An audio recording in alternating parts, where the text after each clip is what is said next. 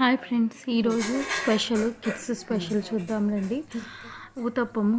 ఇది సజ్జల ఊతప్పము. ఇప్పుడు ఈ కాలం కిడ్స్ అందరూ కేవలం దోశలు, ఊతప్పాలు మాత్రమే తింటారు. కాబట్టి వాళ్ళ కోసం స్పెషల్గా ఇది సజ్జ ఊతప్పానికి కావాల్సిన పదార్థాలు చూద్దాం రండి. ఇది 1 కప్పు ఇడ్లీ రవ్వ, ఇది 1 కప్పు బియ్యము.